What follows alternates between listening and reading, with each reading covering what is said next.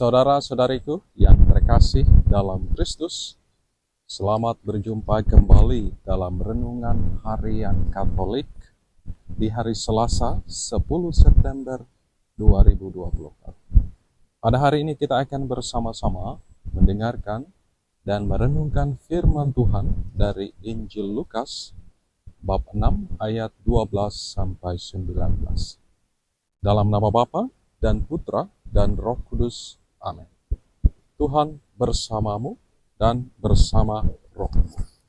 Inilah Injil Tuhan kita Yesus Kristus menurut Lukas. Dimuliakanlah Tuhan. Suatu ketika pada hari-hari itu, pergilah Yesus ke bukit untuk berdoa, dan sepanjang malam ia berdoa kepada Allah. Ketika pagi tiba, ia memanggil murid-muridnya kepadanya, lalu memilih dari antara mereka ke-12 orang yang disebutnya rasul.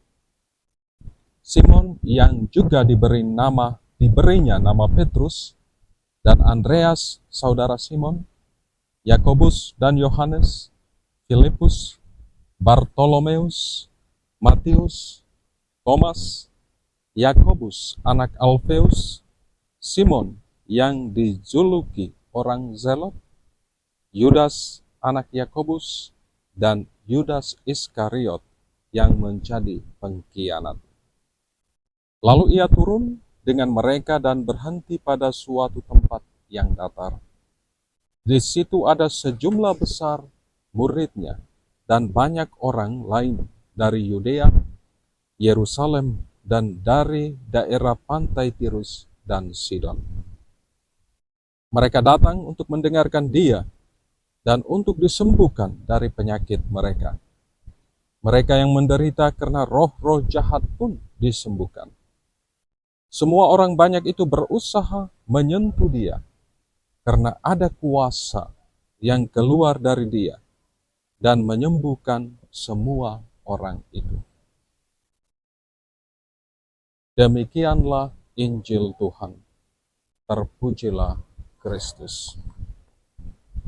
Saudara-saudariku yang terkasih dalam Kristus, dalam menjalankan karya besar yang ia lakukan, Tuhan Yesus selalu terlebih dahulu berdoa kepada Bapanya.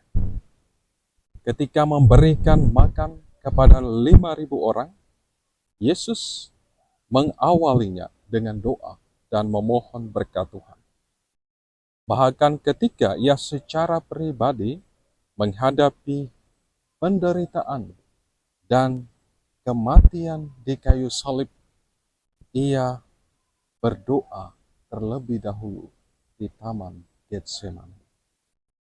Saudara-saudariku yang terkasih dalam Kristus, dalam perikop Injil yang kita dengar pada hari ini, dalam kisah Yesus memilih ke-12 rasulnya, sebelum memilih para rasulnya yang akan bekerja bersamanya dalam karya pewartaan Injil, Yesus berdoa semalam-malaman. Yesus ingin menyertakan kuasa Allah dalam memilih para rasul dan menyerahkan mereka yang dipilih sebagai rasulnya kepada Allah sendiri. Dengan ini, Yesus mau menegaskan kepada kita sekalian bahwa tanpa pertolongan Allah, tanpa kuasa Roh Kudus, mereka itu tidak akan mampu menjadi fondasi yang kokoh bagi gereja Tuhan. Saudara-saudariku yang terkasih dalam Kristus, melalui perikop Injil yang kita dengar bersama hari ini, saya mengajak kita sekalian untuk merenungkan ketiga hal berikut ini. Yang pertama, Tuhan Yesus secara pribadi mengajarkan kepada kita untuk selalu melibatkan Allah untuk selalu mengikut sertakan Allah dalam karya perutusan, dalam setiap rencana dan pekerjaan kita setiap hari. Ketika kita sungguh melibatkan Allah, maka kuasanya pasti akan bekerja di dalam hidup kita. Hal ini tentunya penting bagi setiap kita dan perlu kita hidupi, sehingga dengan demikian kita pun menjadi teladan hidup, contoh hidup yang baik bagi anak-anak kita, bagi saudara-saudari kita, untuk bersama-sama mengakarkan diri selalu di dalam Tuhan kita, Yesus Kristus.